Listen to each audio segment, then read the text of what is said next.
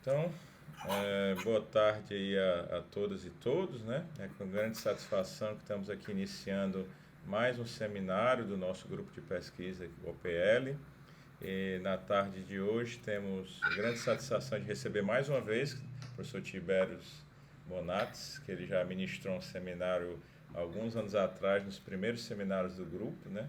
E agora está retornando aqui mais uma vez. Ele é membro do grupo do OPL. Nós temos desenvolvido muitos projetos e publicações em conjunto, né? É uma pessoa muito querida e muito competente. Fico muito satisfeito em tê-lo aqui mais uma vez, né? Ele é bacharel em ciência da computação pela Universidade Estadual do Ceará.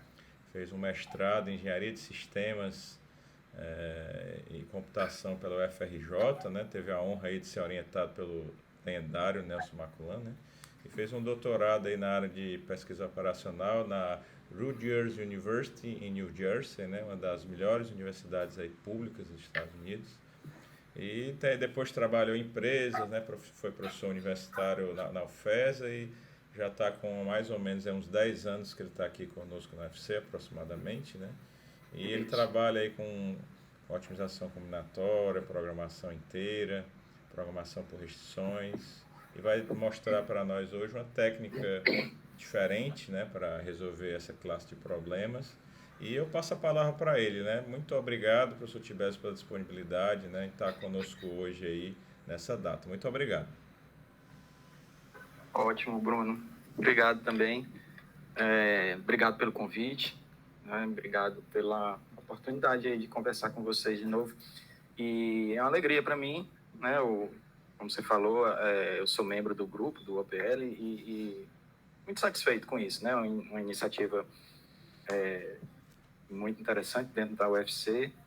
E o que eu vou falar hoje é um tema que, o assunto, né, dessa apresentação, é um tema que vem se desenvolvendo ultimamente, nos últimos, a gente pode dizer nos últimos 6 anos, de forma bem ativa, mas talvez nos últimos 10 anos, né? A ideia surgiu há aproximadamente 10, 11 anos atrás e vem demonstrando muito potencial prático de aplicação, né?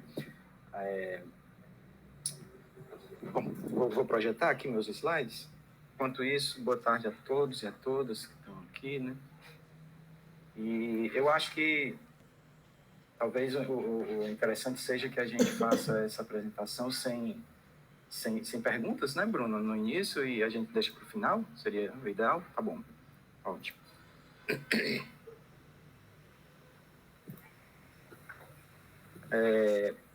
Eu vou projetar aqui, tá aparecendo, né, para vocês?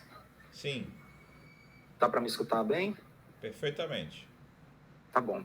Eu não vou olhar o chat para que eu fique com os slides aqui na minha frente, mas se for necessário, né, se alguém perceber alguma coisa mais grave, quiser fazer uma interrupção, fica à vontade, né? Só ligar o microfone e falar. Tá?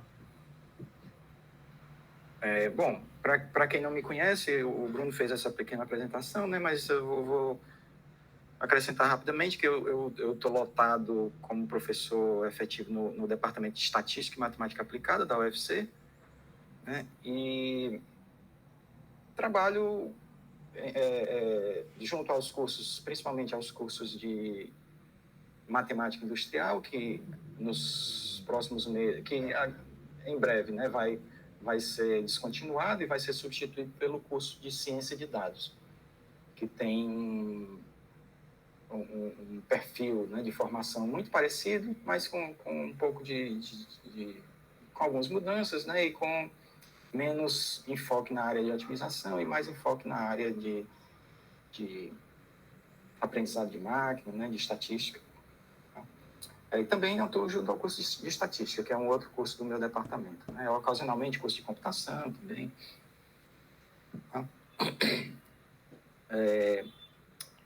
Aqui é uma pequena agenda do que eu pretendo falar hoje, tá?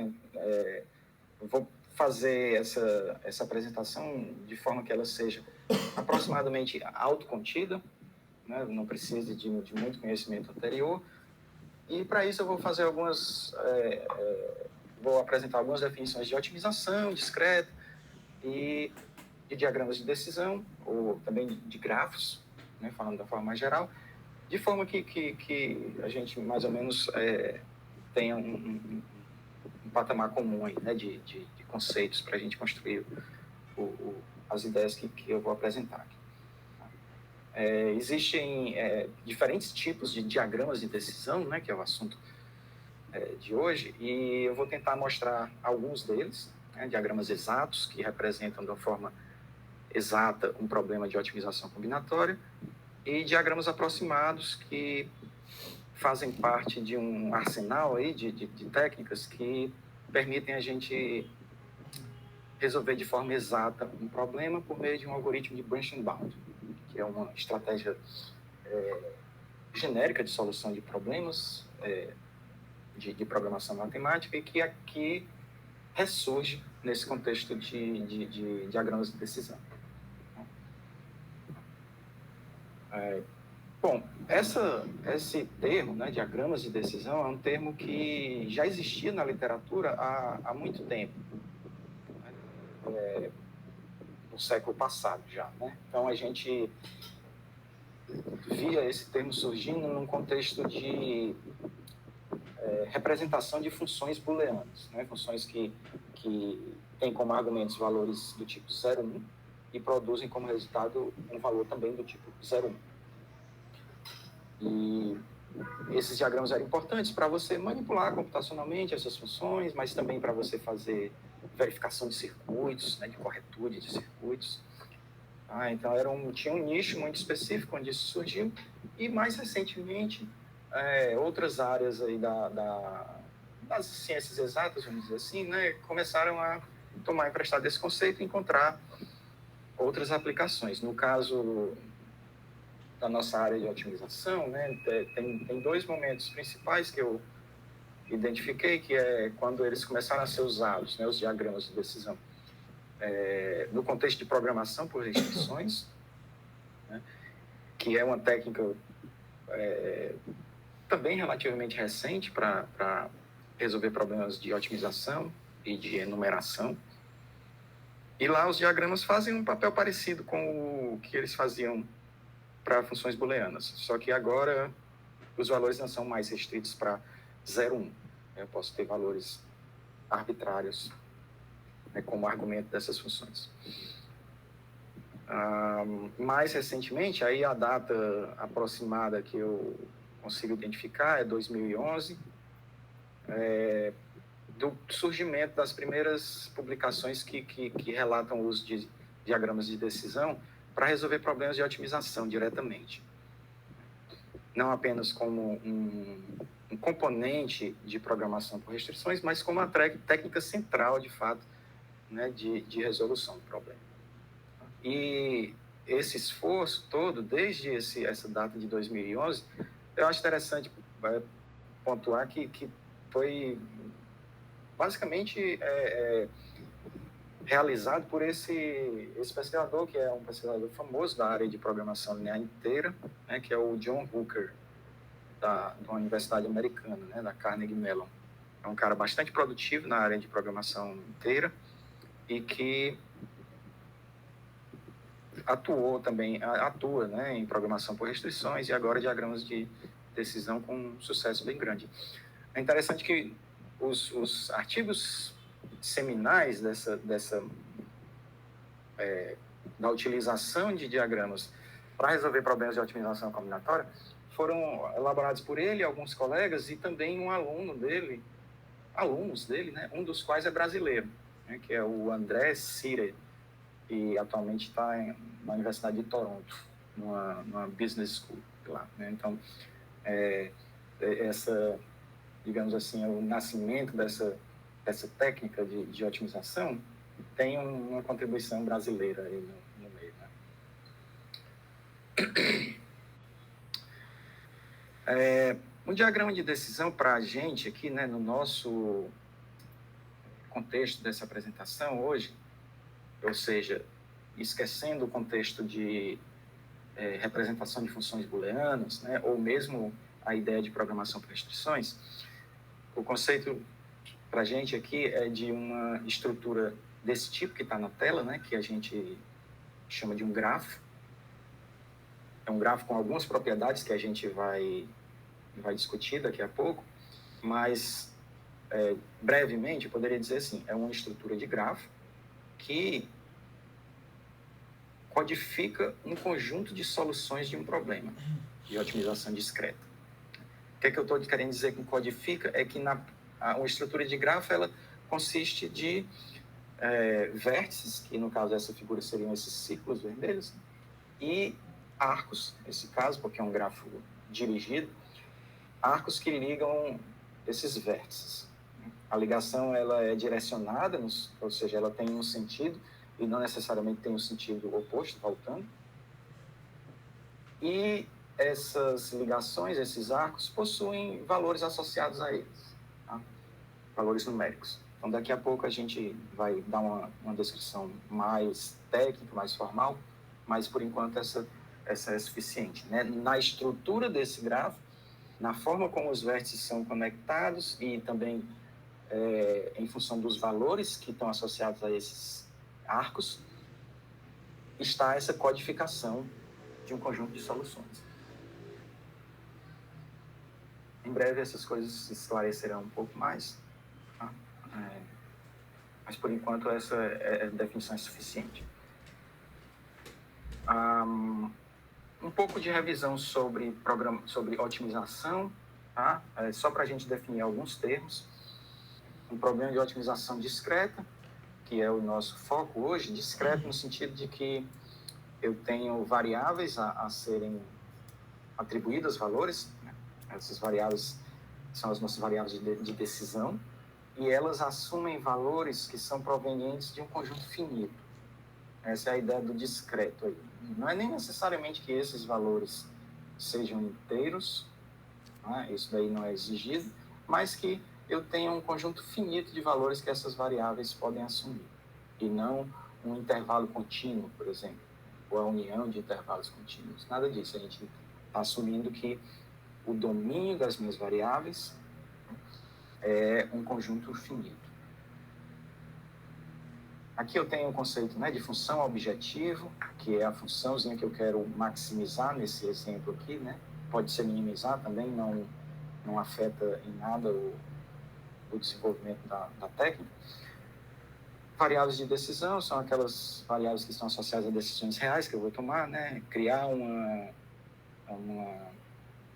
sede da minha empresa em uma determinada localidade, ou então alocar uma pessoa num determinado horário para uma determinada função, assim por diante. Domínios são esses valores dos quais eu falava, né? E cada restrição aqui é representada com um RI. Uma restrição é só uma condição que as variáveis do meu problema devem satisfazer. E aí aqui já é interessante mencionar, principalmente para quem já tem familiaridade com programação linear inteira, que nós não estamos fazendo nenhum tipo de hipótese a respeito dessas restrições, tá? Como você vê aqui nessa formulação, ela difere muitas vezes do que a gente vê em programação matemática, onde as restrições são o valor de uma função igualado a uma constante, ou o valor de uma função comparado a uma constante, né? Como a soma das variáveis tem que ser menor ou igual que um certo valor. Nesse caso, a gente não está nem sequer assumindo essa estrutura das restrições, né? A gente está deixando em aberto. Essas restrições podem ser tão complexas ou tão difíceis de expressar algebricamente quanto você queira, né? Então, aqui, só para mencionar alguns tipos de restrições, eu posso querer que os valores de minhas variáveis sejam tais que esses valores estejam em ordem, ou seja, a variável x1 tem que ser menor do que a variável x2, que tem que ser menor do que a variável x3, e assim por diante. Ou então, eu posso exigir que algumas dessas variáveis tenham valores diferentes entre si, né? Um subconjunto dessas variáveis só podem assumir valores de seus domínios tais que todos esses valores são distintos entre si. É uma outra restrição que é muito difícil de expressar na gramática de programação linear inteira, mas que ela é perfeitamente aceitável arcabouço aqui de problema de otimização discreta que nós estamos adotando. Tá? Então, essa técnica tem uma vantagem aí que as restrições não precisam ser algébricas, elas não precisam ser lineares, elas podem ser altamente não lineares. E mais ainda, domínio aqui, como eu falei, é um conjunto finito apenas. Eu posso ter, por exemplo, nas minhas variáveis, valores do tipo, no domínio delas, né? Valores do tipo, por exemplo, uma variável que pode assumir o valor 1, 2 e 5. Né? De novo, para quem tem familiaridade com programação matemática, digamos, clássica, esse tipo de domínio, onde existe um buraco lá dentro, né? Eu tenho os valores 1, 2 e 5, eu não tenho 3 e 4. Esse tipo de situação não é fácil de representar em programação linear inteira. Né? Nós não temos restrições lá do tipo, uma variável tem que ser diferente de um certo valor. Então, aqui, de novo, é um formato que está sendo adotado que é bem mais flexível do que é costumeiro encontrar em programação matemática. Novamente, aqui eu estou mostrando o problema e vou fazer uma pequena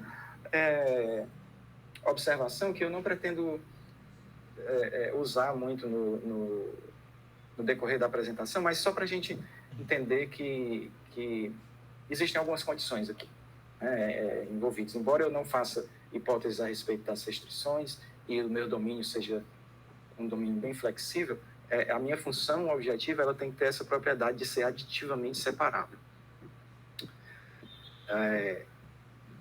Existe um conjunto muito familiar de funções que são aditivamente separáveis, que é o conjunto das funções lineares. Tá? Então, funções que têm uma derivada constante, né? Que são as que a gente usa em programação linear inteira.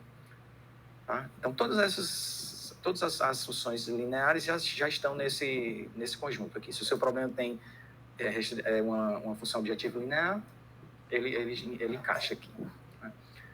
Mas vai além, né? Eu posso ter, por exemplo, aqui embaixo tem um exemplo, né? 5x1 menos 3 logaritmo de x2.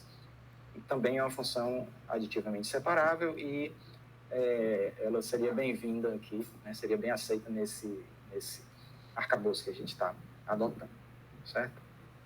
Ou seja, a gente pode pensar assim, de uma forma simples, se houver multiplicação de variáveis, tá? Ou divisão de expressões envolvendo as minhas variáveis de decisão, eu tenho uma situação potencialmente que limita o uso dessa técnica. Tá? Aí eu queria começar com um problema que talvez seja familiar já para muitos de vocês, que é um probleminha clássico de otimização chamado de problema da mochila. Né? Ele tem essa aparência aqui. É um problema que tem 4 variáveis de restrições, 4 variáveis de decisão, nesse caso aqui, né? Nessa instância particular. Tem uma única restrição e o domínio de todas as variáveis é o conjunto dos valores 0 e 1 apenas. Esse problema geralmente é descrito como se você tivesse uma pessoa que entrou no museu e vai roubar um certo conjunto de objetos desse museu e ela quer maximizar o valor de revenda desses objetos, né, que ela vai levar, mas sabendo que a mochila que essa pessoa tem uma capacidade limitada, então não dá para colocar todos os itens do museu dentro dessa mochila. Né? Então eu tenho valores, que estão aqui nessa tabela, né, e pesos dos objetos. Além disso, eu tenho uma capacidade da mochila que aparece aqui como esse número 6 na única restrição.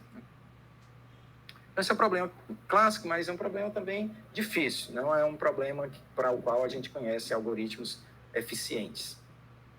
Certo? Então, é um dos problemas que faz sentido a gente tentar abordar com diagramas de decisão, por exemplo, já que não há técnica eficiente ainda, ou talvez simplesmente não seja possível, né? Uma pergunta em aberto, para resolver bem esse problema. Então, resolver satisfatoriamente instâncias práticas dele é de interesse.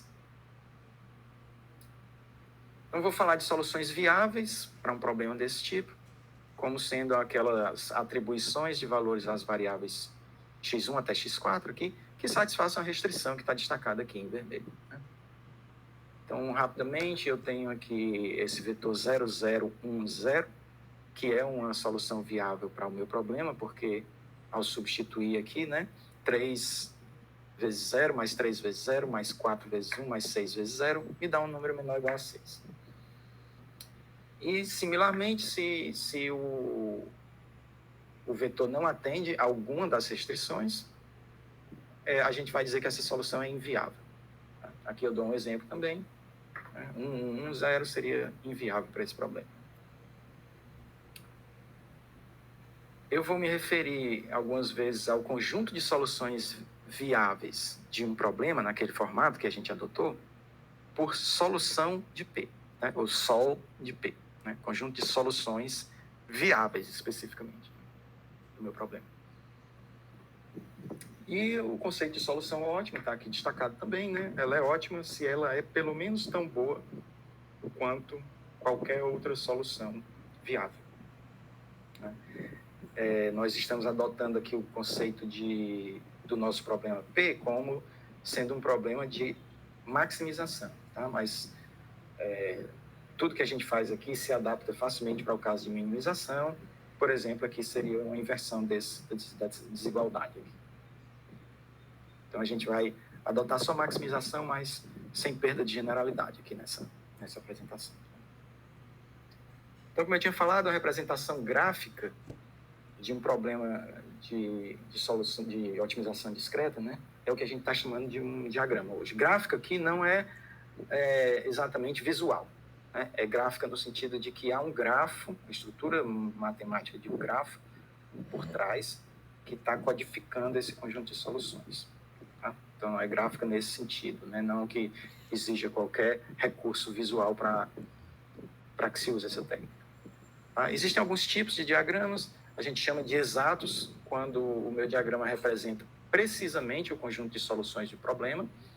A gente vai entrar em detalhes sobre isso. E a gente tem diagramas aproximados que podem representar um subconjunto das soluções do problema ou um superconjunto.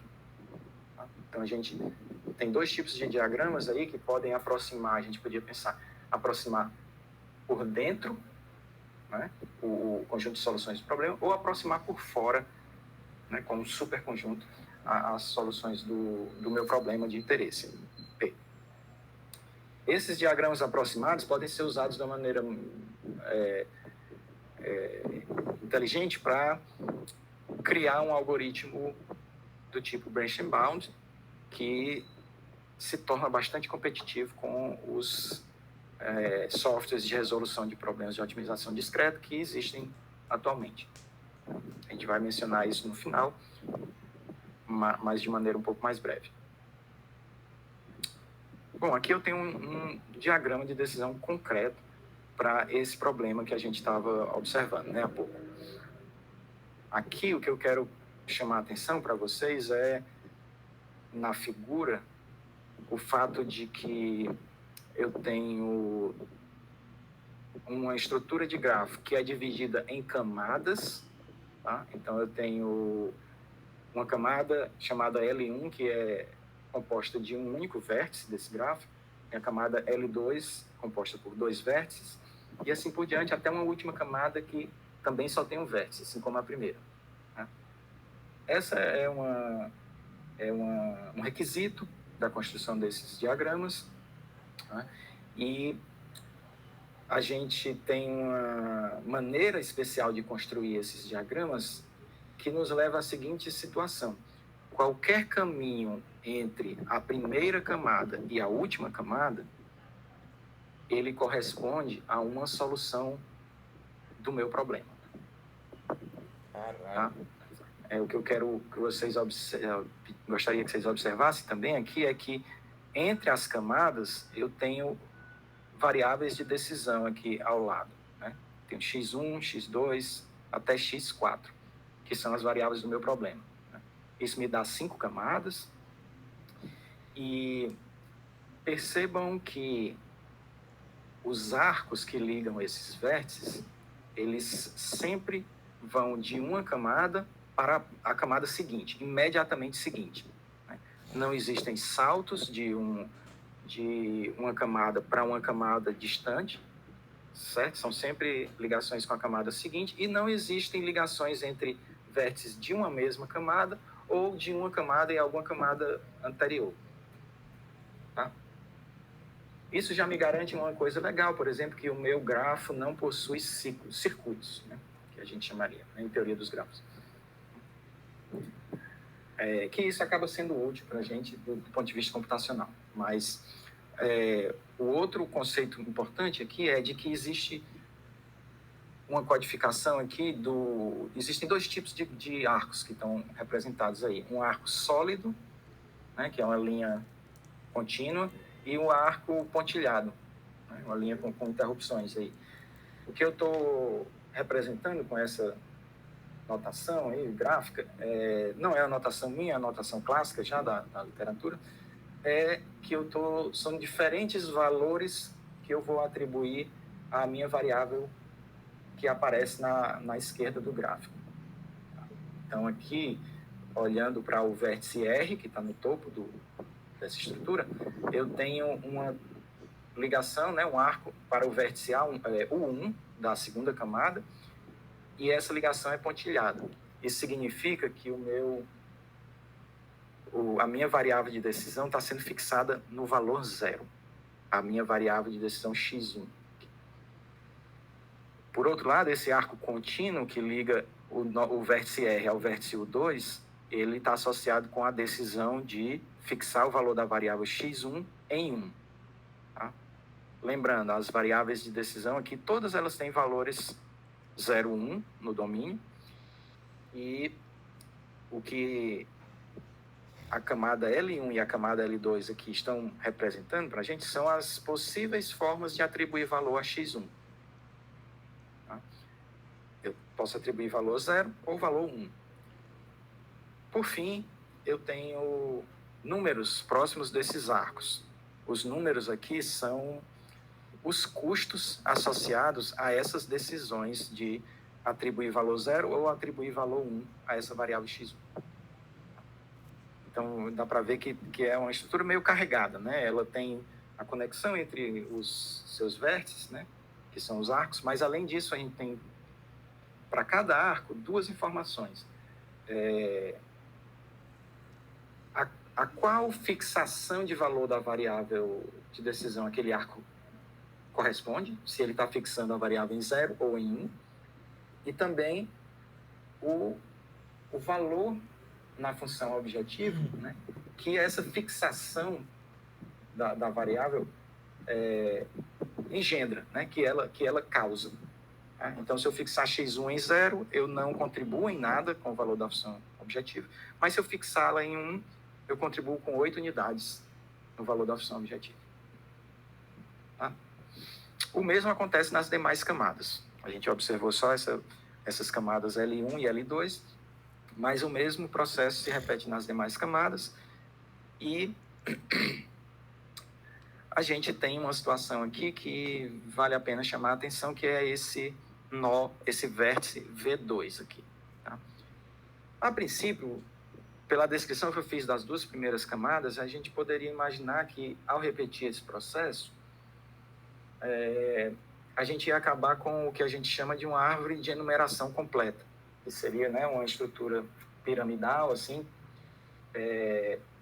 que contemplaria todas as possíveis atribuições de valores 0 e 1 para as minhas variáveis de decisão. E isso não tem nada de muito interessante, seria uma árvore de enumeração por força bruta, né? E a gente evita isso por razões, né, claras de que é uma explosão combinatória muito, muito grande. Aqui o que nós temos é uma certa coincidência nos arcos que levam da camada L2 para a camada L3.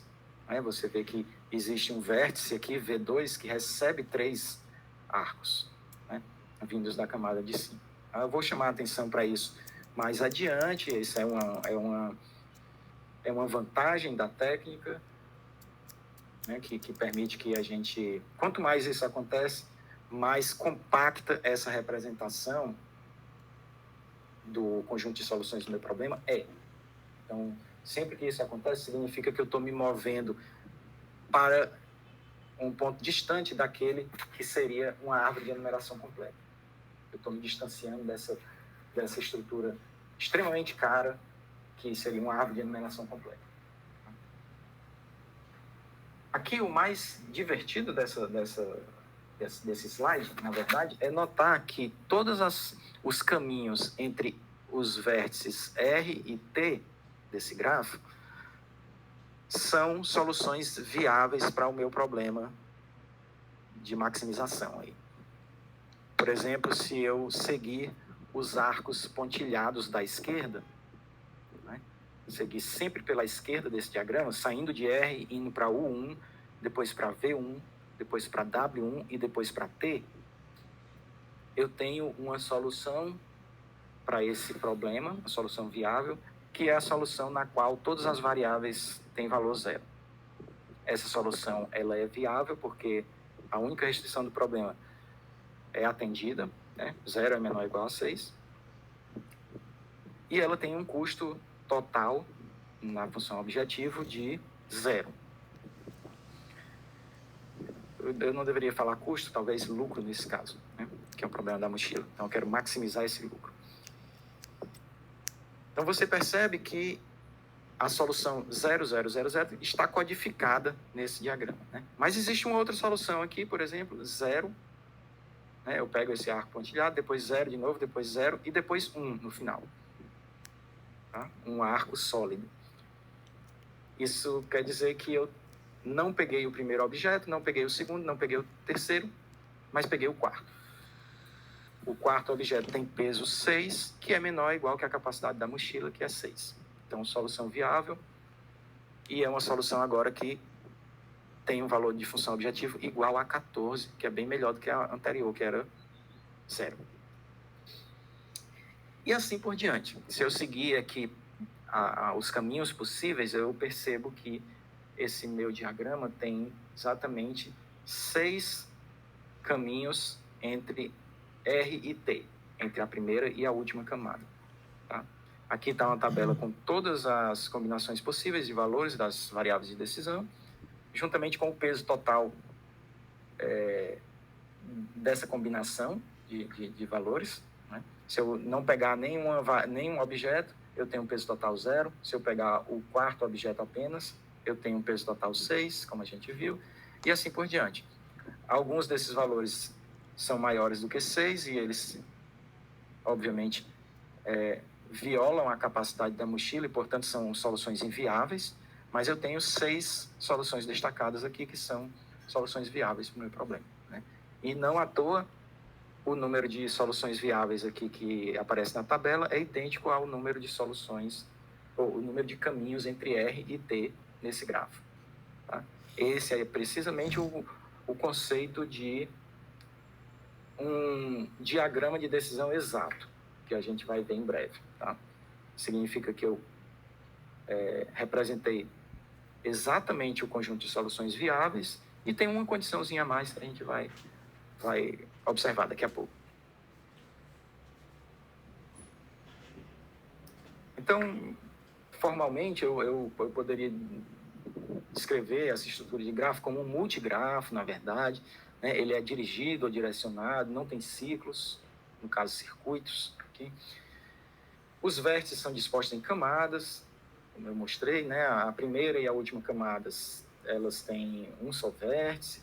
Os arcos sempre vão de uma camada para a camada imediatamente posterior. E existe um rótulo associado a cada arco. Esse rótulo é o valor da variável que eu estou fixando, né? Em que valor a variável está sendo fixada.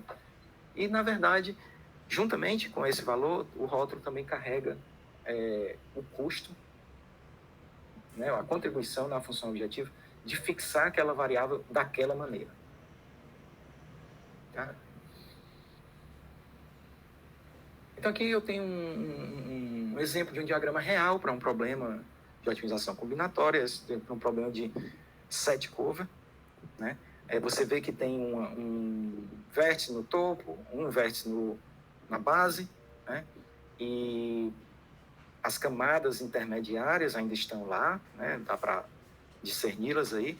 E, tipicamente, as camadas do meio são mais numerosas, né? E esse diagrama, ele meio que cresce em número de vértices por camada, né? Da primeira camada até as camadas centrais ali, e depois volta a diminuir na medida que se aproxima da última camada. Essa é uma forma mais ou menos típica dos diagramas de decisão, embora não seja... cada caso, né, cada instância é um caso diferente. Outro exemplo, para mostrar que a coisa pode ser bem, né, diferente, você vê aqui que tem uma camada muito grande, as demais não são, né, e que esse diagrama pode ser bem largo, né? Como a gente tinha visto lá eu vou voltar um pouco aqui, esse diagrama aqui mostra para a gente que o número de camadas de um diagrama, ele é exatamente o número de variáveis de decisão mais um, né? Já que a transição de uma camada para a próxima sempre está associada a uma variável de decisão. Então, dado o problema, o número de camadas está fixo. Logo, quando eu mostro um diagrama desse tipo, ou desse tipo, eu já sei de antemão qual será a altura dele, poderia falar assim, né? O número de camadas. O que eu não sei é a largura dele. E isso pode causar problemas para a gente, eu já estou antecipando um pouco, uma discussão que a gente terá daqui a pouco, né? Esses diagramas podem crescer muito para os lados, né? O tamanho, a altura deles é fixa, mas pode crescer para os lados. Aí aqui eu não podia deixar de tentar usar uma inteligência artificial para desenhar um diagrama de decisão, né? E eu tentei e obtive isso. Não é uma representação muito legal, muito fiel, digamos assim, mas eu achei interessante, né? Tem esse formato aí de espécie de duas pirâmides acopladas pela base, né? Mais ou menos isso mesmo, é o formato típico de um diagrama de decisão.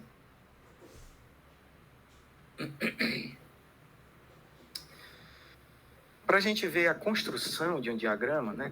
Tudo bem, aqui eu joguei para vocês, né, aquela imagem daquele diagrama, mas obviamente a gente está interessado em construir automaticamente um diagrama daqueles para qualquer instância de um dado problema que nos interessa.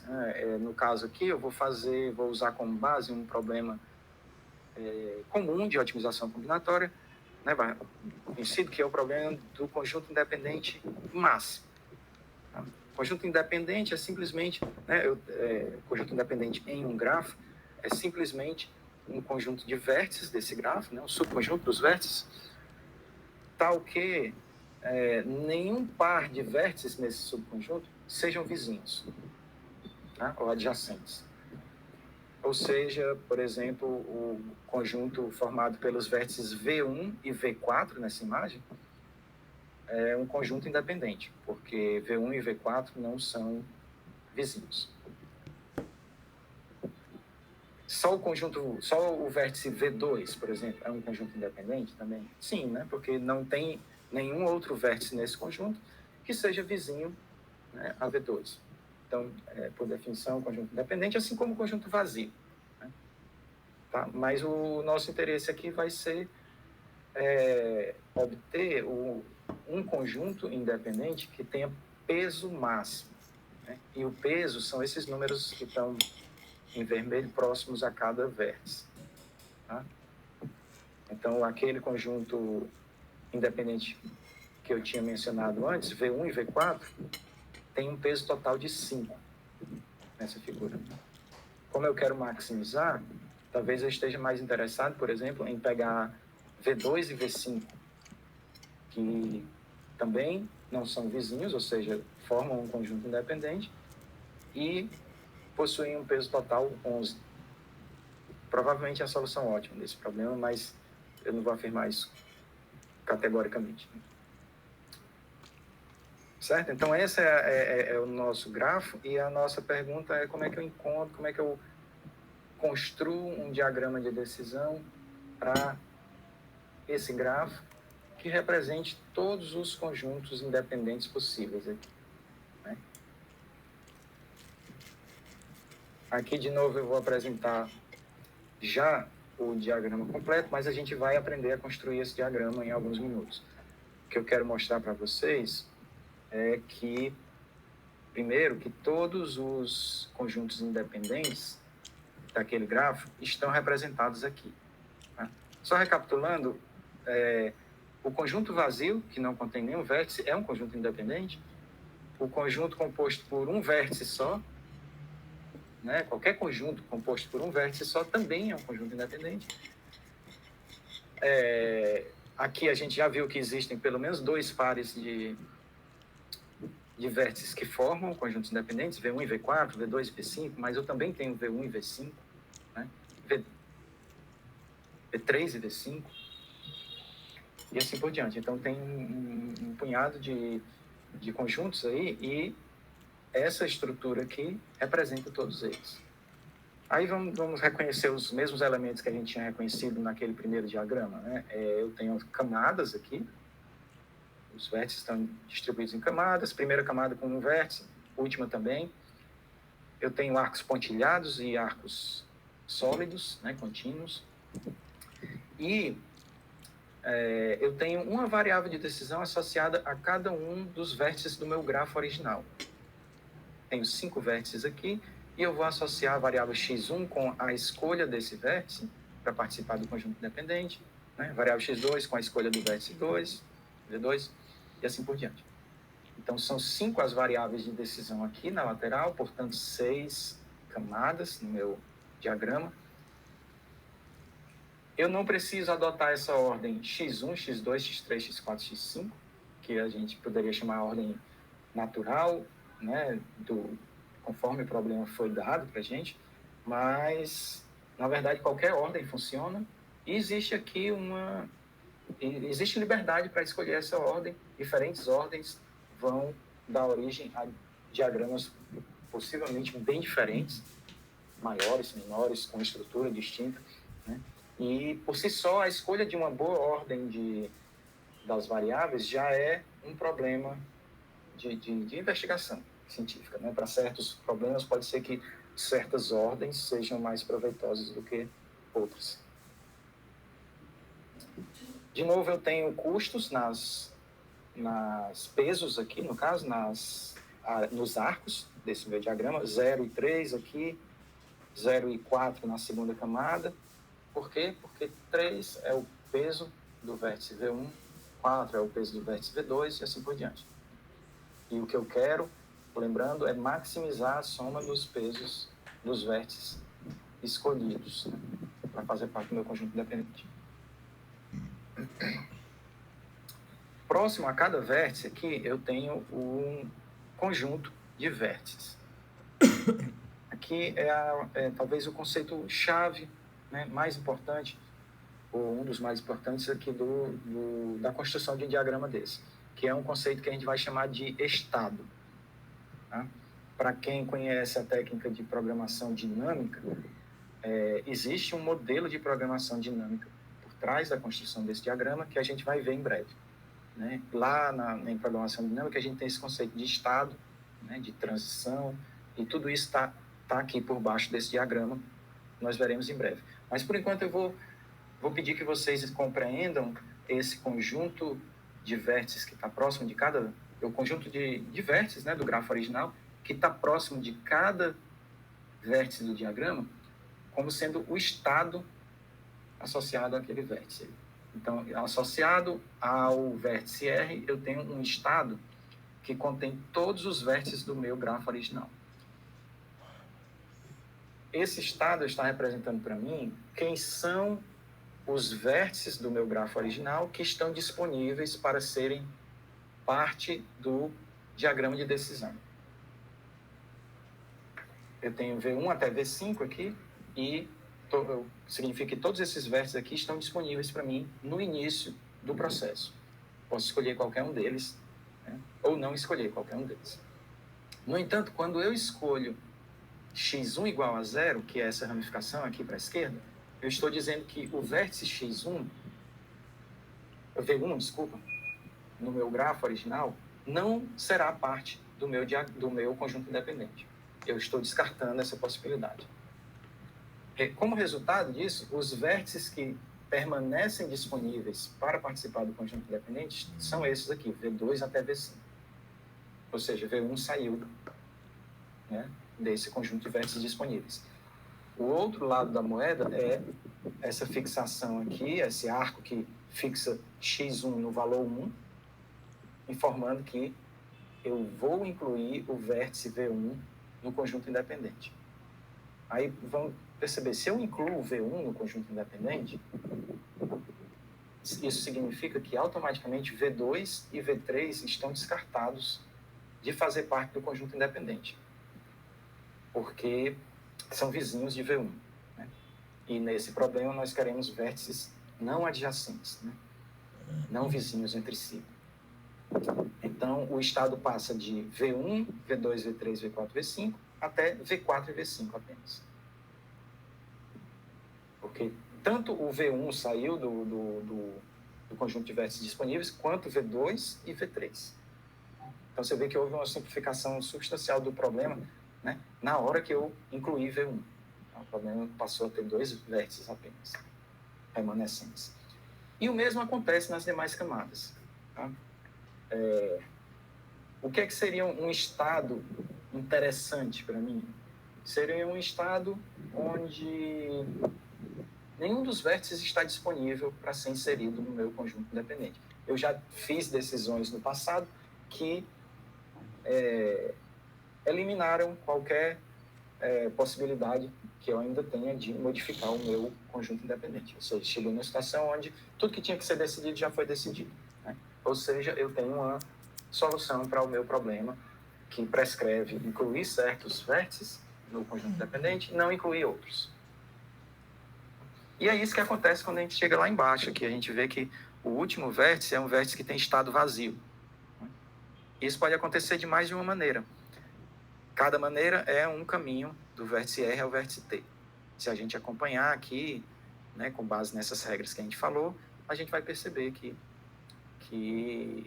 a mudança dos estados está acontecendo de acordo com essa regra. Né? Então, por exemplo, esse estado V5 aqui, V4, V5, né, se eu fixar x2 em 0, eu permaneço no mesmo estado V5, porque x2, na verdade, não pode ser fixado em 1 a partir desse estado, já que V1 está no conjunto independente. E aí eu tenho situações aqui, por exemplo, em que 2 transições diferentes, vindas de 2 estados diferentes, levam ao mesmo estado. E tudo isso, de novo,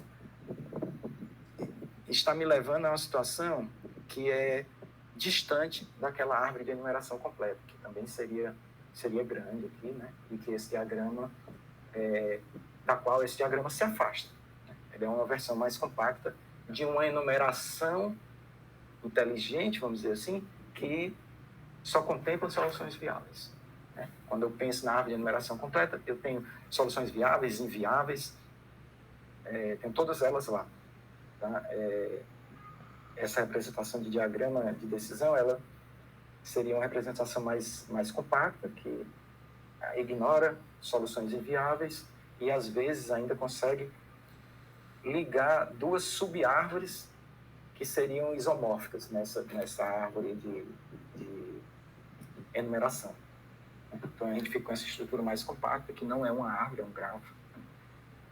E, uma vez que eu tenho construído esse grafo,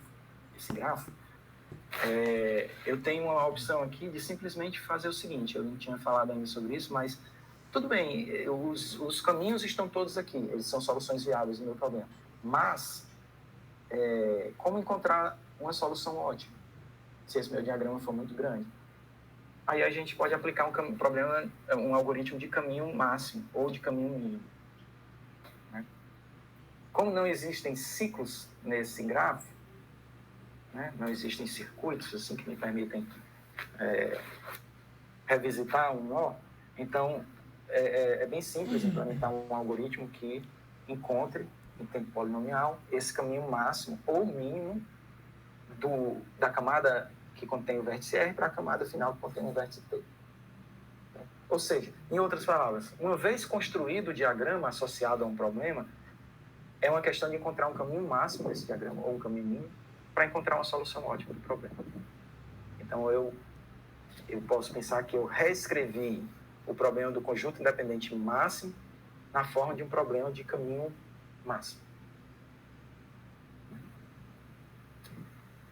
Isso pode levar a gente a pensar que a gente vai resolver um problema NP difícil, para o qual não existem algoritmos polinomiais conhecidos, por meio da resolução de um problema de caminho para o qual existe um algoritmo polinomial conhecido. Então, a gente estaria fazendo algo revolucionário, né? O problema aqui é porque esse diagrama, como eu falei, ele pode crescer muito para os lados.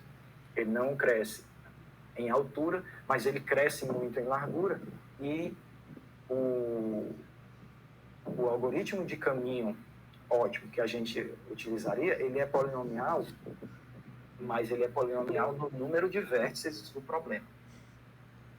Ou seja, se o número de vértices for muito grande, ele é polinomial em cima de um número que cresce exponencialmente. Tá?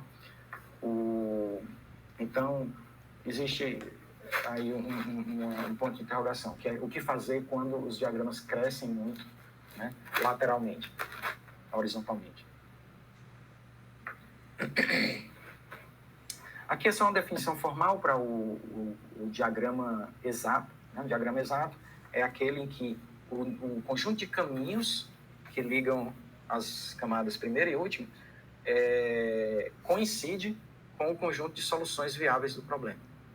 E aí, a propriedade adicional a qual eu me referi no passado era que o comprimento desse caminho, ou seja, a soma das etiquetas aqui, né, dos rótulos que existem ao longo dos arcos, ela coincide com o valor da função objetiva para a solução em questão. Então, rapidinho de novo, todo caminho no diagrama corresponde a uma solução no problema original e vice-versa. E mais, o comprimento de cada caminho é idêntico ao valor daquela solução correspondente a ele no problema original. Valor da função objetiva. É isso que me faz dizer que resolvi um problema de caminho ótimo, resolvi o problema original. Então, eu vou acelerar um pouco essa parte que eu me remeto a um modelo de programação dinâmica, que eu falei que está por baixo da construção de um diagrama, porque é um assunto à parte, né? É uma área por si só, e a familiaridade necessária com a área de programação dinâmica é pequena. Então, eu vou apenas assumir aqui que existe esse conceito de estado, que eu falei, existe o conceito de função de transição, que me diz como é que eu, a partir de um certo estado, que representa uma situação do meu problema, quando eu fixo uma variável adicional em algum valor, qual é o estado resultante dessa fixação? Né? Isso é o que a função de transição faz. E eu tenho a função de custo, que tem um papel parecido, mas me diz, toda vez que eu fixo uma variável, qual é o efeito daquela fixação em termos de contribuição para a função objetiva. Tá? Aqui é mais ou menos o que a gente já tinha falado com base no gráfico do diagrama, né? Aquela representação lá. O nosso estado inicial são todos os vértices, estão todos disponíveis. Quando eu incluo V1 no conjunto independente, eu decido que V1 vai fazer parte do conjunto independente. Então, automaticamente, V2 e V3 já estão fora do conjunto independente. Em outras palavras, se eu fixar x1 em 1, isso me obriga automaticamente a fixar x2 e x3 em 0, para que o vértice V2 e o vértice V3 não possam ser incluídos no conjunto independente. Isso é o que a gente chama de função de transição. Tá? É uma fórmula matemática que não é nada do outro mundo, né? E que tem uma uma expressão relativamente simples, mas que eu vou omitir aqui apenas por uma questão de tempo. Por outro lado, o outro ponto de vista é que quando eu incluo V1 no conjunto dependente, eu acrescento 3 unidades no valor da função objetiva, né? Porque esse é o peso do vértice V1. Tá? Quando eu não incluo, eu acrescento nada, né? 0 ao valor da função objetiva. Então, essa contribuição é o que é definido pela função de custo. Uma vez que eu tenho uma função de custo, uma função de transição e um conjunto de estados, né? Ou seja, uma vez que eu tenho um modelo de programação dinâmica para aquele meu problema, eu posso aplicar um algoritmo relativamente simples que constrói o diagrama. Aqui, qual é a ideia geral desse algoritmo? Né? Que eu não vou parar e analisar com grande detalhe, mas eu começo com a camada inicial que só possui um estado R, que é o meu estado inicial, né? No caso, todos os vértices. E eu repito o seguinte processo N vezes para construir as próximas N camadas. Lembrando que N é o número de variáveis e o número de camadas é exatamente N mais 1. Então, eu construo a primeira camada L1 na mão, né, com o estado inicial, e as próximas camadas são construídas de uma forma sistemática, seguindo esse algoritmo aqui. Eu começo com a camada vazia. Para cada vértice da camada anterior e para cada valor do domínio da variável de decisão que liga essas duas camadas, né?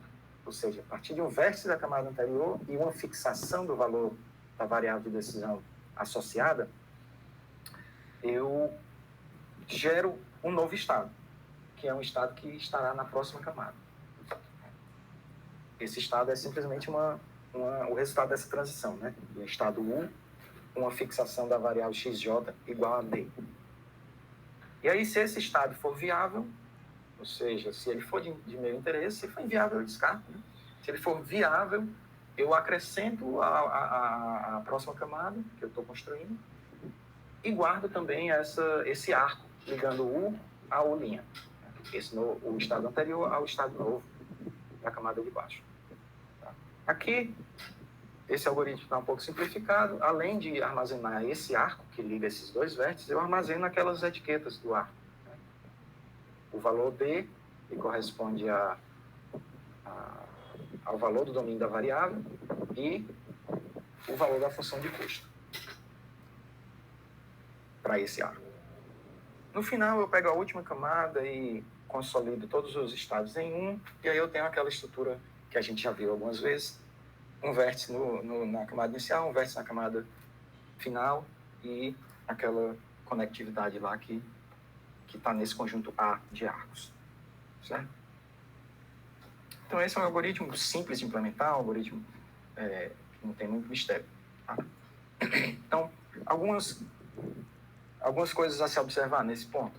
Né? A modelagem, então, para usar diagramas de decisão, consiste de modelagem de programação dinâmica.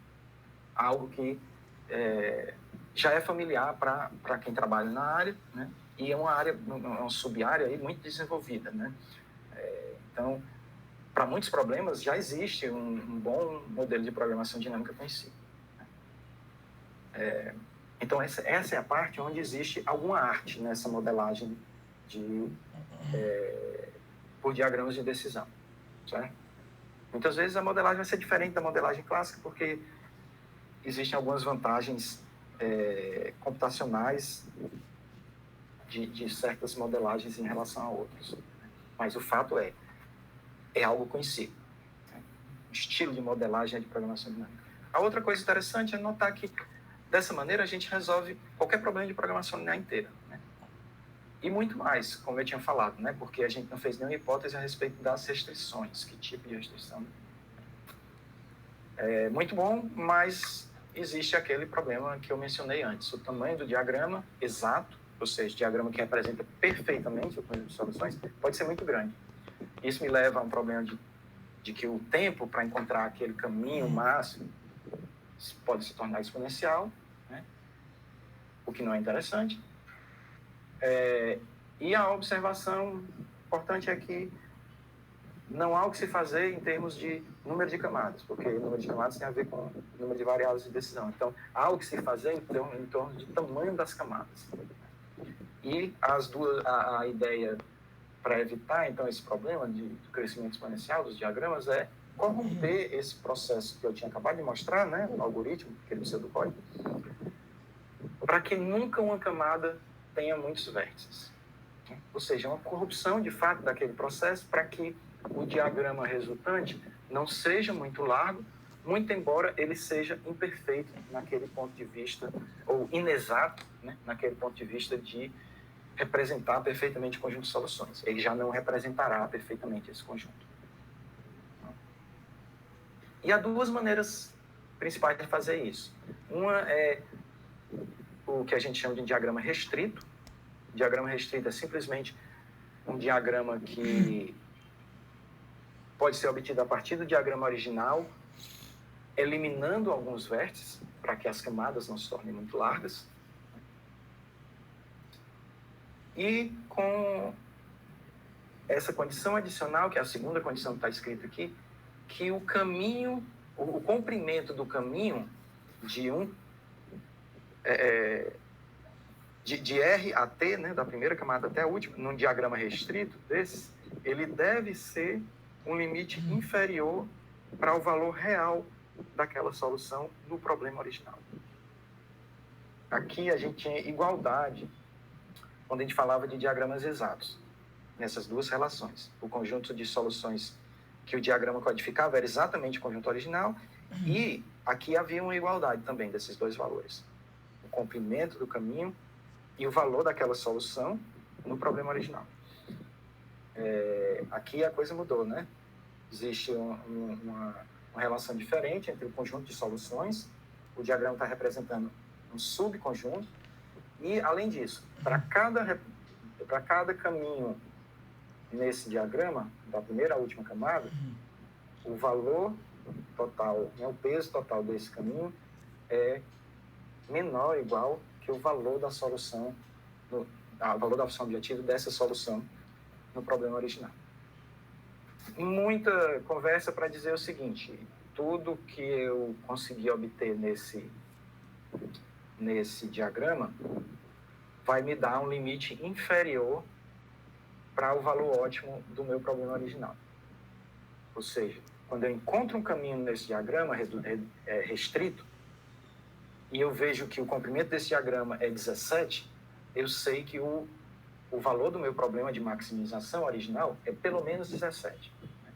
Pode ser bem mais, ou pode ser um número levemente acima de 17. Ou pode ser 17 também, na verdade. Tá? Então, diagramas restritos vão me fornecer soluções viáveis e limites inferiores.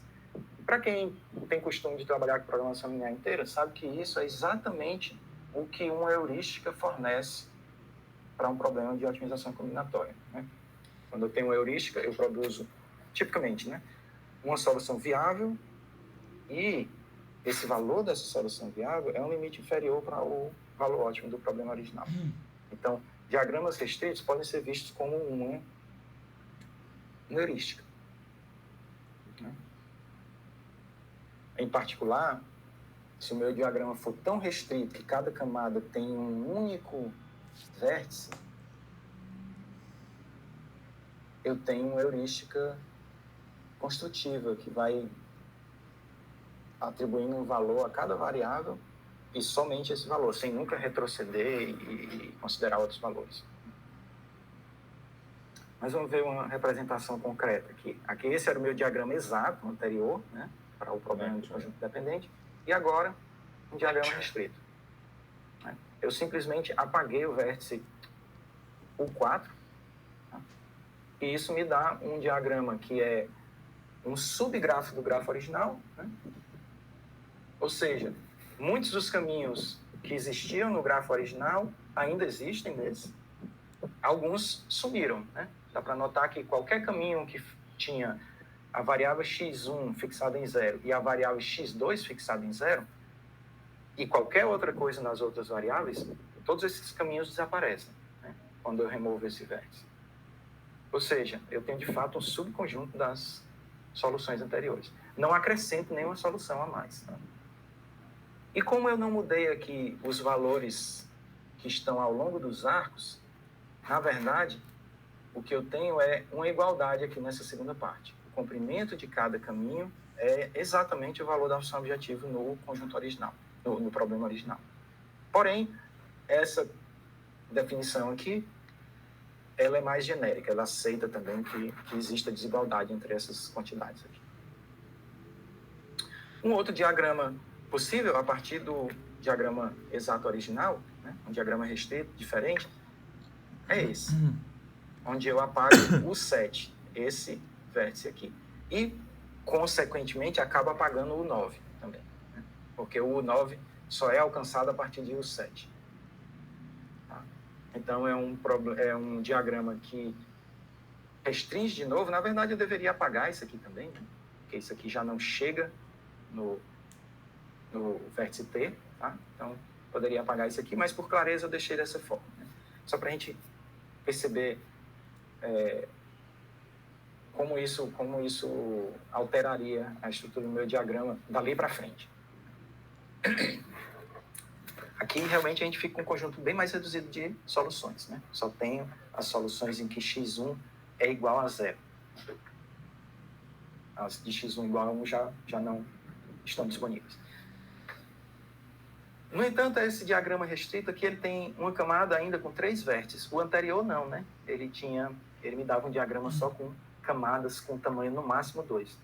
Então, geralmente, o que as pessoas vão fazer é dizer, dado um diagrama, né? Aliás, dado um problema e o modelo de programação dinâmica que você vai usar para criar um diagrama, você vai construindo sequencialmente esse diagrama. Toda vez que uma camada atingir um tamanho que é maior do que um certo valor fixo, por exemplo, 3, maior ou igual a 3, ou maior ou igual a 10, você simplesmente interrompe o algoritmo e diz, bom, vou simplificar essa camada para que ela tenha tamanho máximo 10.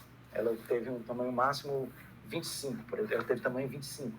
Eu vou escolher 15 vértices para descartar.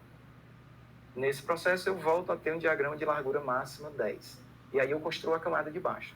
Se a camada de baixo também tiver mais de 10, eu escolho uma quantidade apropriada de vértices a serem descartados e volto a ter um diagrama de largura máxima 10.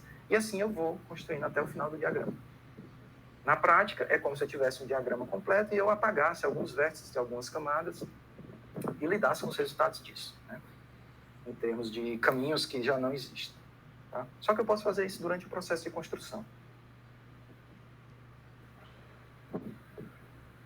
Então, isso aí é interessante porque me dá uma heurística que é baseada em... que tem um parâmetro. Esse parâmetro é a largura máxima do diagrama, né? Então, eu posso calibrar essa heurística para ela ser mais ou menos custosa computacionalmente.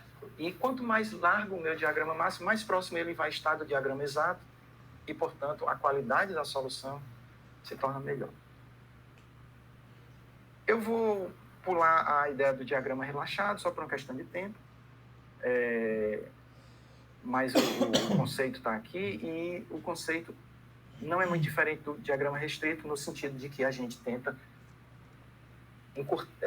encurtar esse diagrama em termos de largura, né? A gente tenta evitar que ele cresça demais, mas no caso a gente não vai eliminar vértices, a gente vai mesclar vértices como esse vértice, o 3 e esse vértice o 4. Tá? Eles vão ser mesclados e virar um só vértice, e existem regras para fazer isso, de tal forma que o meu diagrama perca largura, né? E aí eu posso calibrar de novo essa largura como bem entender. O diagrama relaxado vai me dar um limite superior para o valor da solução ótima do problema original. Então, eu tenho agora um sanduíche entre o limite inferior, que é o limite fornecido pelo diagrama restrito, e um limite superior fornecido pelo diagrama relaxado. Se eles se encontrarem, obviamente eu tenho uma solução ótima. Se houver um gap, eu posso sempre alavancar esses diagramas para fazer a seguinte, para fazer uso da estratégia de branch and bound. que seria, eu tenho esses limitantes, e aí eu posso dividir o meu problema em subproblemas e aplicar a mesma ideia de novo. Para cada subproblema, limite inferior, limite superior.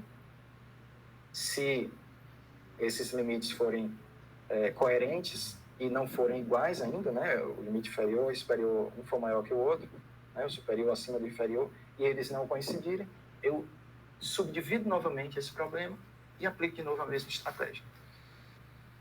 Grosso modo, esse é o algoritmo de branching bound que a gente que a gente utiliza em diferentes contextos, né? Na área de otimização. Esse seria um branching bound combinatório, né? Que a gente chama. Todas as discussões pertinentes a como organizar um algoritmo de branching bound, como qual subproblema resolver primeiro, qual ramificação seguir antes da outra, né? E assim por diante, estão presentes aqui, ou seja, é um algoritmo de branching bound completo e exato, né? E fica claro que é uma abordagem exata para o problema. Tá? E apesar dessa complexidade de gerenciar toda a explosão combinatória que acontece dentro de um branching bound, esse é um algoritmo que você consegue implementar de uma forma relativamente simples, sem fazer uso de nenhum software de terceiro, né, nem um software de prateleira, e também sem uma necessidade de esforços muito grandiosos em termos de estrutura de dados a ser utilizada, né? E quando isso é necessário, a gente, de novo, pode lançar mão perfeitamente de toda a literatura que já existe de implementação de algoritmos desse tipo. Esse seria um fluxograma do processo de branching bound. Eu vou passar por cima aqui para chegar às nossas conclusões, que é uma técnica competitiva. Tá? Essa eu vou pedir que vocês me acreditem, porque eu não pude mostrar resultados computacionais, mas a gente tem estudos bem-sucedidos na literatura e a gente tem um estudo caseiro, vamos dizer assim, né, feito na UFC de um ex-aluno meu, que é o Lucas Braga, né, fez a dissertação de mestrado dele nesse tema e teve resultados excelentes comparados com o Cplex. Tá? E eu deixo o link para isso depois, tá? Aqui tem alguns links para esse trabalho e outros importantes. E, de novo, restrições arbitrárias, função objetiva pode ser não linear, e a implementação que não depende de nenhum software muito grande ou muito complexo, né, por baixo, como uma biblioteca numérica, ou uma biblioteca de álgebra linear, como é o caso, por exemplo, quando a gente vai implementar um solver de programação linear inteiro, né, que a gente tem que fazer uso de ferramentas desse tipo. Referências aqui, esse segundo trabalho é o do Lucas, que eu mencionei.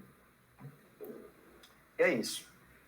Os slides podem ser obtidos comigo, né? Quem quiser, me escreve nesse e-mail aqui e eu ficarei feliz de passar os slides. E é isso, peço desculpa pelo atraso, assim, né? Pelo abuso de tempo. Tá? Bruno, passei do tempo. Não, tudo bem. Gostaria de agradecer aí o professor Tibérios aí pela lecture que ele apresentou, né? Quando o assunto é interessante, a gente nem sente o tempo passar. Vou parar aqui a gravação, porque o pessoal geralmente